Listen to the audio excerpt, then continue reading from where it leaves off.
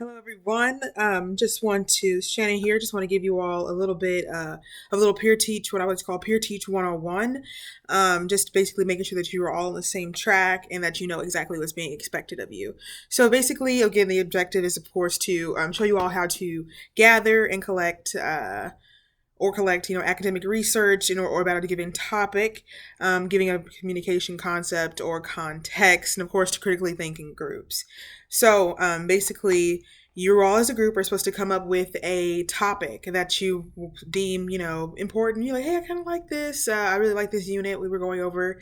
Maybe it be perception, or this week we're doing rhetoric and advocacy, or maybe it's group communication. That's something that you all are very interested in. So, you all can come to that consensus on what you need to do. So for that, once you pick a topic, so say it's perception, you would then create a way to teach the object all the things that surround perception. So be whether it be at okay, so when we have like the standpoint theory, okay, so have the standpoint theory infer these perceived ideals about a given group or person, right? So that's what you all will do. You'll again refer back to the exams 1, 2, and 2 review sheets as a way to figure out what you want to do, some topics you're interested in that way, just to give yourself a starting point. So just to get into the basic minimum criteria, again, this is a minimum criteria. If you meet these, this is a C level. So remember, please, you have to exceed beyond this minimum criteria. Minimum criteria means you did everything. That's a C. That's nothing wrong with that. Excuse me. So this is a 5 to 7 minute presentation, and you're expected to collect 6 sources. So these are 6 academic sources, whether it be from, depending on the context, New York Times. It can be from academic journals, the Communication Journal, Western Journal, things like that. Whatever you find. Also, if you find anything such as these can be peer-reviewed or academic journals. So like I said, while you can use your textbook, though you must cite it, that can be one of them, it really does not count as one of your 6 additional sources.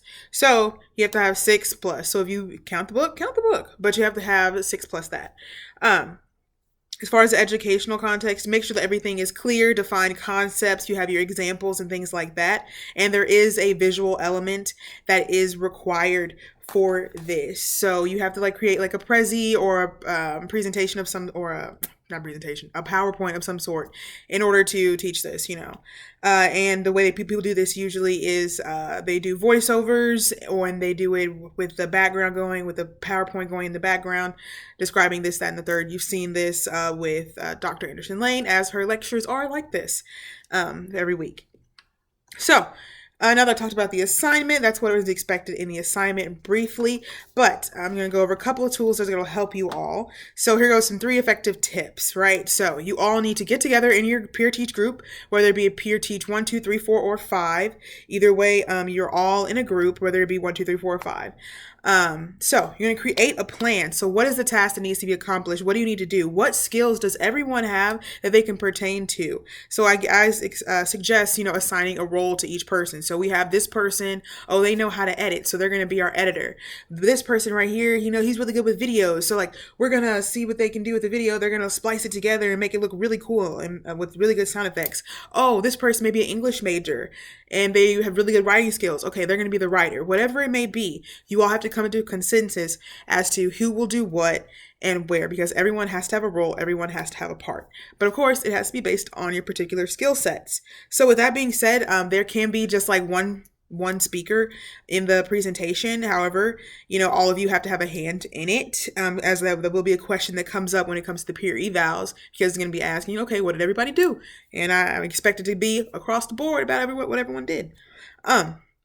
So now, the second thing that you need to do of this 3 is find a way to communicate that can be monitored. So through Canvas, there's this thing called the conference function. So once you go into your peer teach group, you have your peer teach group homepage. And this is where you can post discussions. You guys can share files and Google Docs and things like that. Then there's the conference function on the left-hand side. And you'll just scroll down, you'll click that.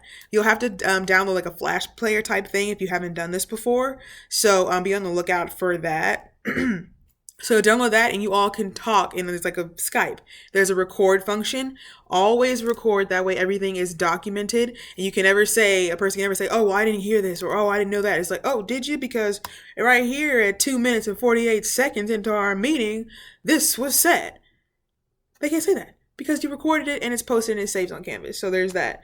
But if you guys don't like that, you're like, it's kind of like, I don't want to do it. I don't want to do that. So I'm like, cool. You don't have to. However, if you do like a group me or a Facebook group or something like that, people don't really use Facebook groups now that I'm thinking about it. But anyways, doesn't really matter. But whatever you do, whatever you use, just so like we're all on the same page and everybody knows what's happening and what's being accounted for, I have to be added into those things. So just keep that in mind along with that. So, and the third thing, and probably the most important thing, is to please contact me if there's any problem. And I mean one problem. I mean, you sent an email and nobody replied for like, let's say a day. Email me, because at that point, like time is, if we're in crunch time, boom, boom, boom, boom, bang, work days are coming up. We got to get it done. So again, any questions, please email me. If it's like a group question, one person from the group can email me with all of your questions, and it'll be great. So the people that ask questions, I promise you, they're the most successful when it comes to this class, because I see that you're trying, and I see that you want to know what's going on, and if you're doing it right, that's what I want you to do, it right. So so that pretty much wraps up the Peer Teach Project 101. Those are the things that you need to do. Again, if you have any questions, please do not hesitate to email me at shannon.johnson@unt.edu. Thanks, y'all. Bye.